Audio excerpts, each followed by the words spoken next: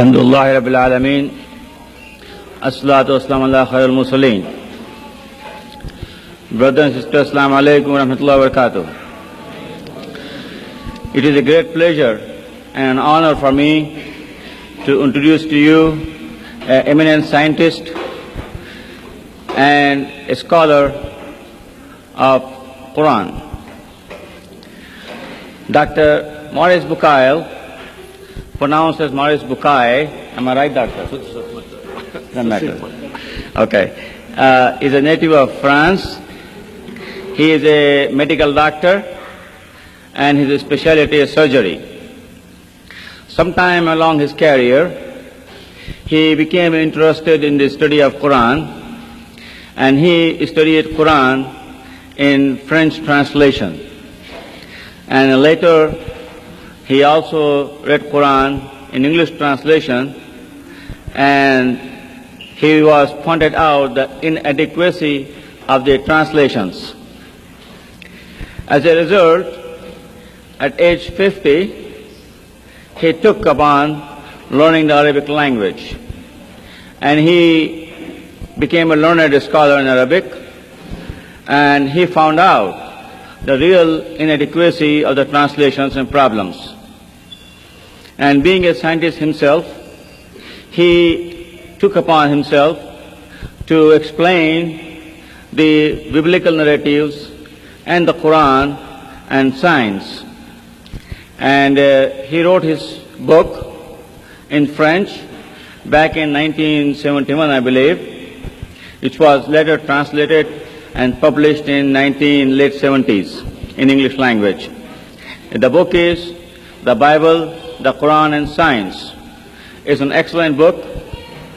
And then he came across the problem of the controversy between evolution and the creation. And he tackled that problem, and he wrote the book, What is the Origin of Man? And both the books are here in paperback, and some of the old version of this one will be available after the lecture outside, and this in the original new version will be available outside, and those of you who would not have can order through your bookstore here. We will have it available. Now, he is writing a third book which is complete and ready for publication. It's The Medicine and the Mummies of Pharaohs. And there you know, the Musa alayhi salam was born at one Pharaoh, and when he crossed the Red Sea, there was another Pharaoh who was drowned. And he has done extensive research, and he came up with conclusions that there are two different Pharaohs, not the same one. I will not take any more time, and you will know him through his lectures, Dr. Maurice Bucaille. Mr. Chairman, I want to thank you very much for your kind introduction.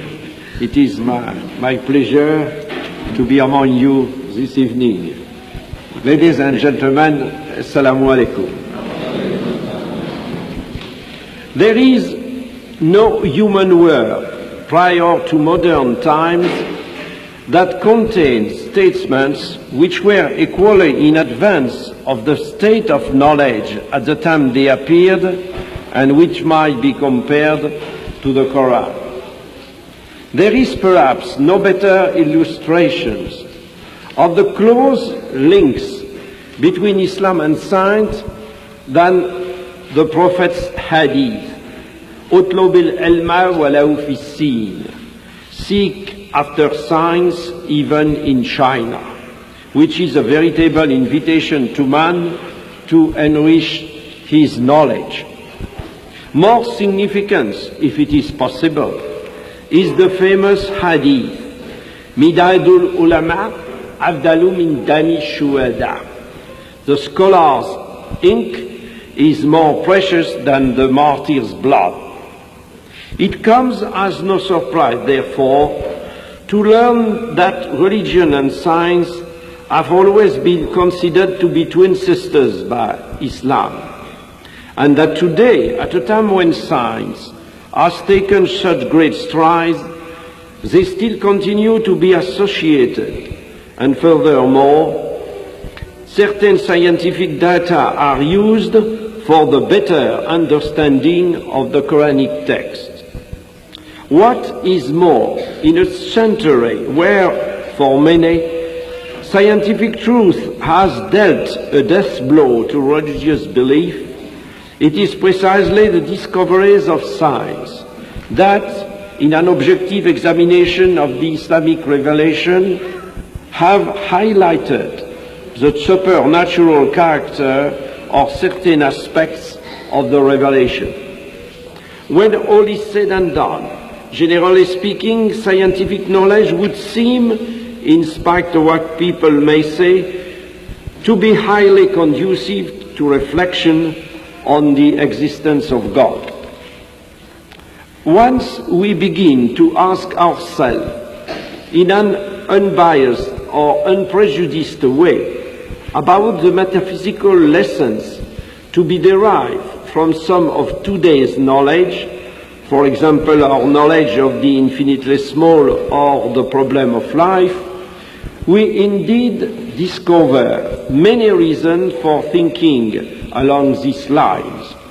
When we think about the remarkable organization presiding over the birth and maintenance of life, it surely becomes clear that the likelihood of it being the result of chance gets less and less as our knowledge and progress in this field expand.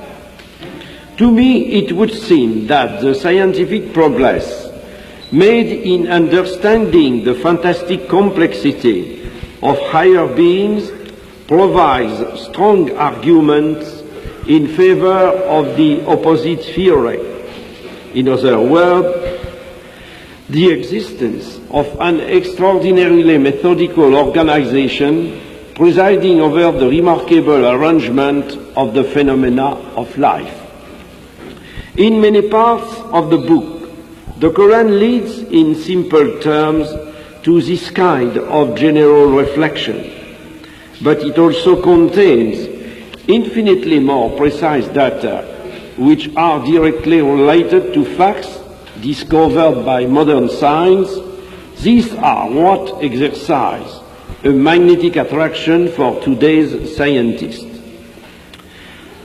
For many centuries, man was unable to study them because he did not possess sufficient scientific means. It is only today that numerous verses of the Quran dealing with natural phenomena have become comprehensible.